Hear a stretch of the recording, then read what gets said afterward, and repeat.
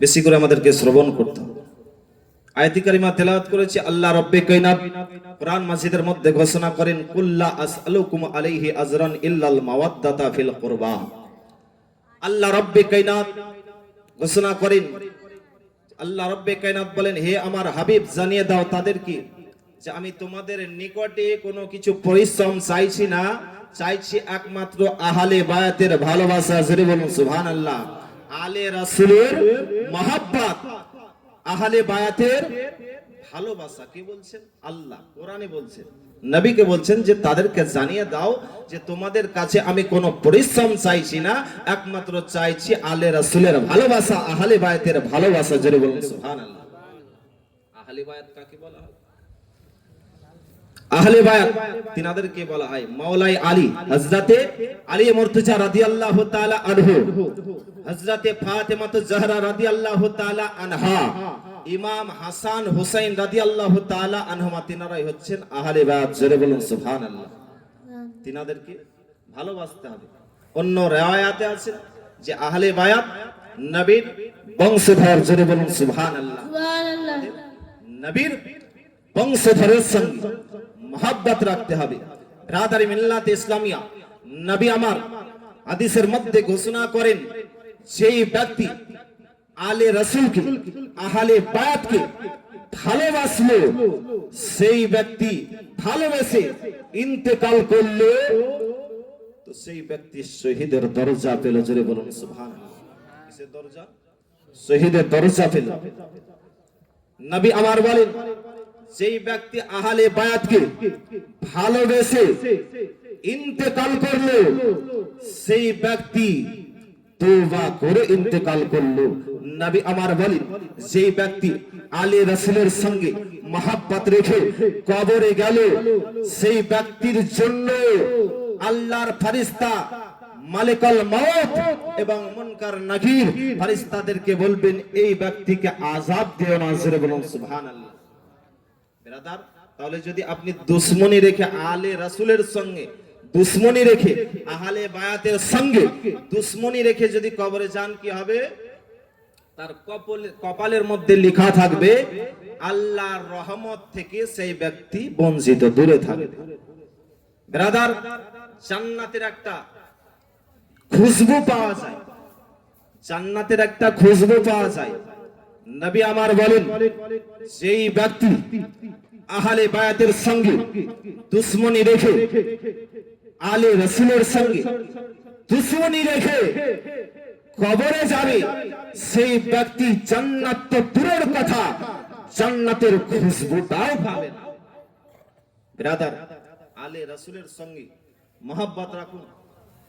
আগামীকাল এই স্টেজে আলে রাসূলের আগমন হবে।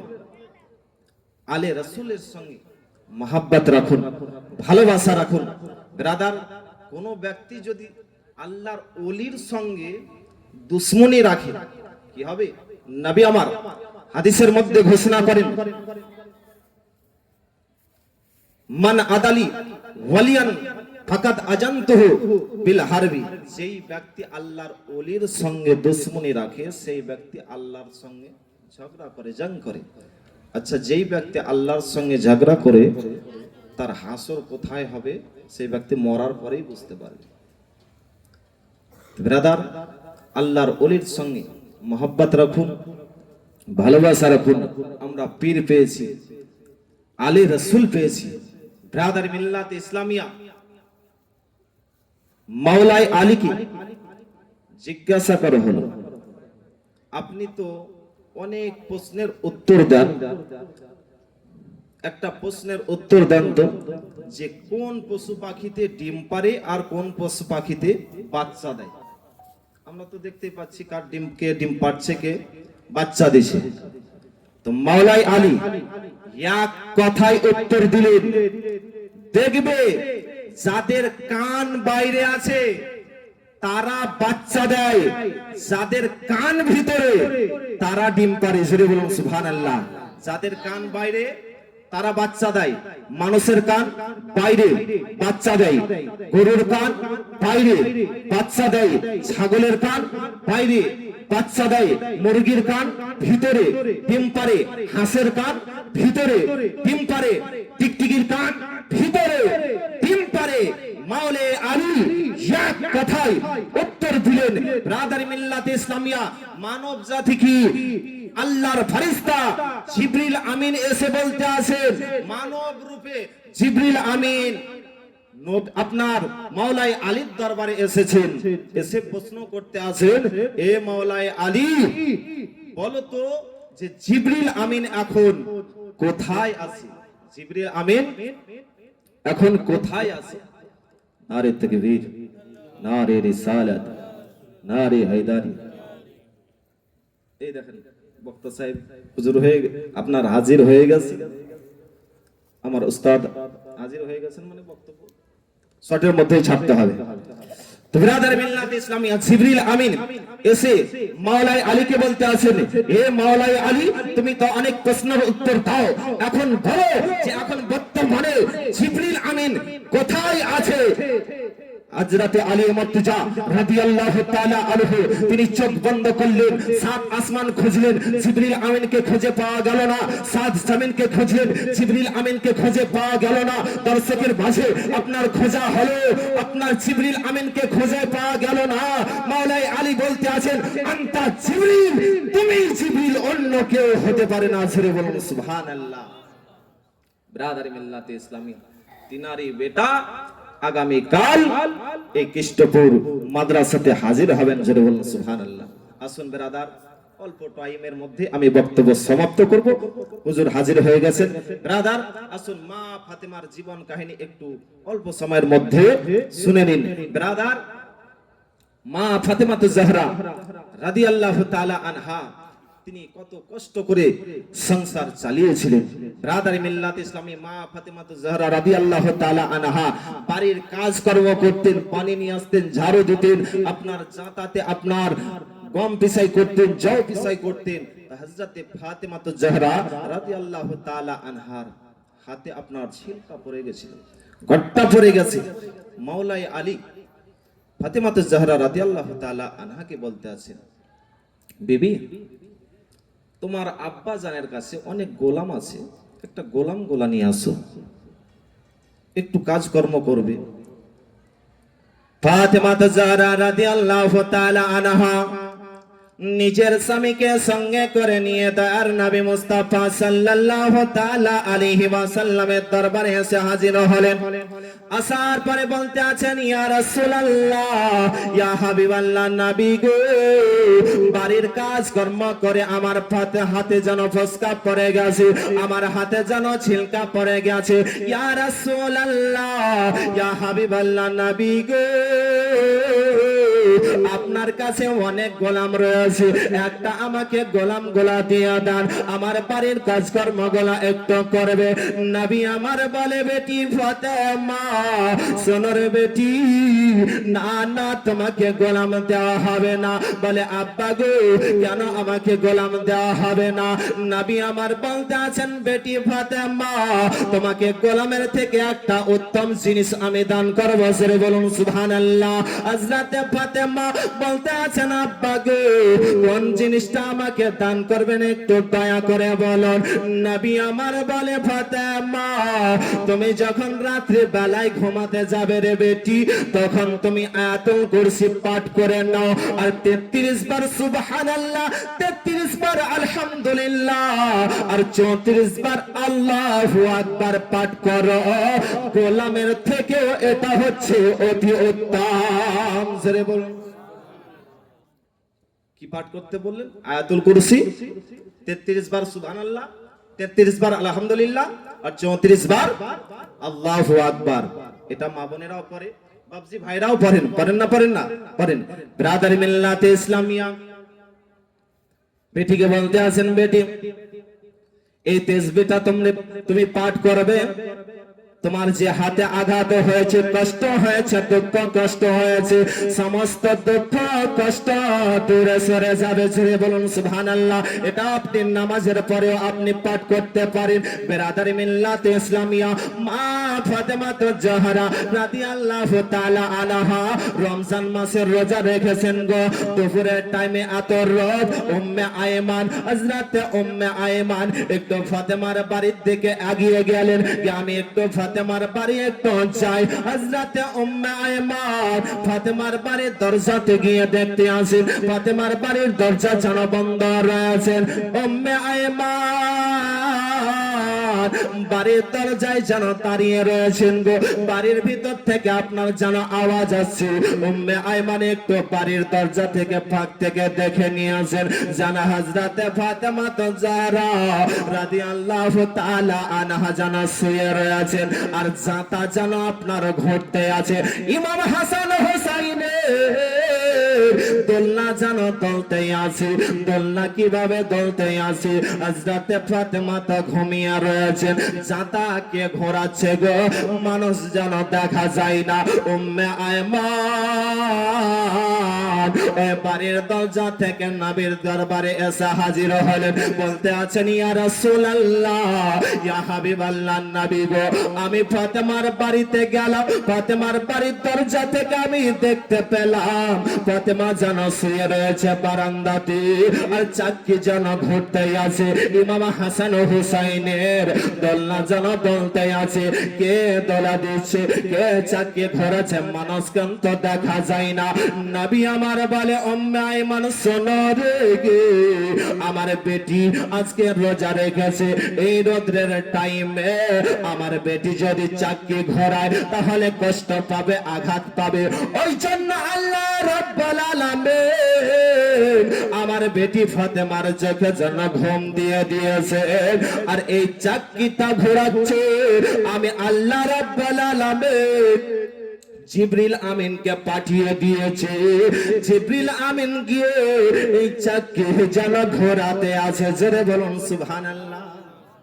বিরাদারি মিল্লাত ইসলামিয়া ফাতেমার এই চাকিকে ঘোরাচ্ছেন জিবরিল আমিন। ইমাম হাসান হুসাইনের দোলনা দোলাতে আছেন জিবরিল আমিন। মা ফাতেমা যদি ওই দুপুরের টাইমে রোদ্রের টাইমে এই চাকি ঘোরায়, দোলনা দেয়, হয়তো ফাতেমার কষ্ট হতে পারে। ওই জন্য আল্লাহ রাব্বুল আলামিন ভালোবেসে ফাতেমার চোখে আপনার ঘুম দিয়ে দিয়েছেন। ব্রাদার মিল্লাতে ইসলামিয়া মা ফাতেমা জাহরা রাদিয়াল্লাহু তাআলা আনহা এত কষ্ট করতেন গো। বাড়িতে আপনার 3 দিন থেকে খাবার খাদ্য নাই। মা ফাতেমার বাড়ির দরজাতে হযরতে সালমান ফারসি এসে হাজির। শর্টকাটে বলছি, নবী বলেছেন যে কেউ আছে গো, যে এক ব্যক্তি এসেছে তাকে মুসলমান করেছেন নবী আমার, তার জন্য খাবারের ব্যবস্থা করতে বললেন। হযরতে সালমান ফারসি বললেন ইয়া রাসূলুল্লাহ, ইয়া হাবিবাল্লাহ, নবী গো আমি একটু খাবারের ব্যবস্থা করছি। হযরতে সালমান ফারসি গ্রামের মধ্যে গেলেন খাবারের জন্য, কেউ যেন খাবার দিল না গো। হযরতে সালমান ফারসি হযরতে ফাতেমা জাহরা রাদিয়াল্লাহু তাআলা আনহার বাড়ির দরজাতে এসে হাজির হয়ে গেছেন। বলে ফাতেমা, তোমার আব্বা জান আমাকে খাবারের জন্য পাঠিয়েছে, তোমার কাছে যদি খাবার থাকে তো একটু খাবার দাও। হযরতে ফাতেমা জাহরা রাদিয়াল্লাহু তাআলা আনহা বলতে আছেন আমি 2-3 দিন থেকে অনাহারে রয়েছি, আমার বাড়িতে তো খাবার খাদ্য নয়। তবে শোনো গো, আমার পরনে এই একটাই চাদর রয়েছে, এই চাদরটা তুমি নিয়ে যাও। চাদরটা নিয়ে গিয়ে সামন ইহুদি আছে, ওই ইহুদির কাছে নিয়ে যাও। নিয়ে যাওয়ার পরে আমার চাদরটা দিয়ে কিছু টাকা পয়সা কিংবা খাবার তার কাছে নিয়ে আসো। হযরতে সালমান ফারসি ওই ফাতেমা জাহরা রাদিয়াল্লাহু তাআলা আনহার ওই চাদরটা নিয়ে সামন ইহুদির কাছে গেল গো। ইহুদির কাছে যাবার পরে বলতে আসেন বিশ্ব নবীর বেটি ফাতেমা এই চাদরটা দিয়েছে, তুমি চাদরটা নিয়ে নাও, আর কিছু যদি খাবার থাকে তাহলে খাবারটা দিয়ে দাও। বেরাদার ওই চাদরটাকে সামনে ইহুদি যেন তাকিয়ে তাকিয়ে দেখতে আসেন গো, দিলের মধ্যে খলবলে পয়দা হয়ে গেল।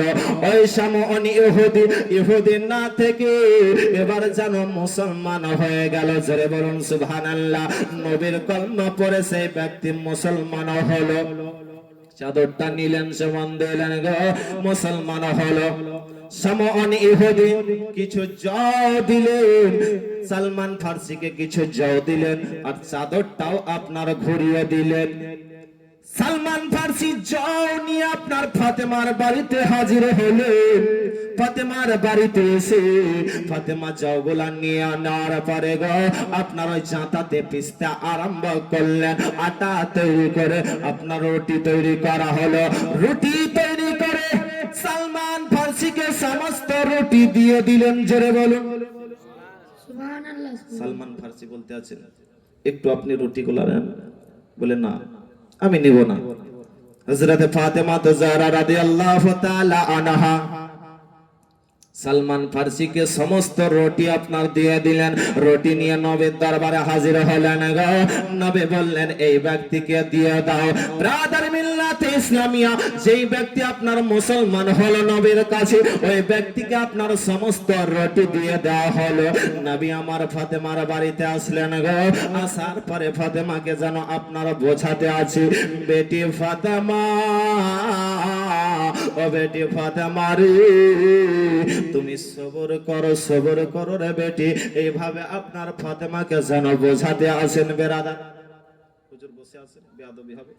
এই বক্তব্য যদি দিয়ে 2-1 ঘন্টা সময় লেগে যাবে তো বক্তব্য আর লম্বা চওড়া হবে না। একবার দরুদ শরীফ পাঠ করুন। আল্লাহুম্মা সাল্লি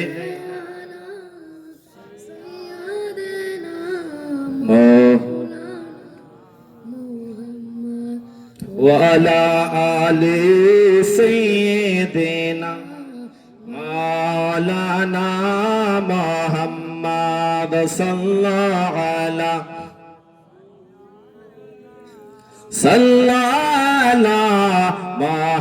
محمد صلى على محمد मोहम्मद हरदम ज़बा पाक नबी मोहम्मद हरदम ज़बा से निकला शफीआना मोहम्मद। একটা গজল মায়ের সামনে পড়ে আমার বক্তব্য সমাপ্ত। একবার মহব্বতে বলুন সুবহানাল্লাহ। বলি আমি এক কৃষ্ট পরে নবীর হাদিস শোনো না।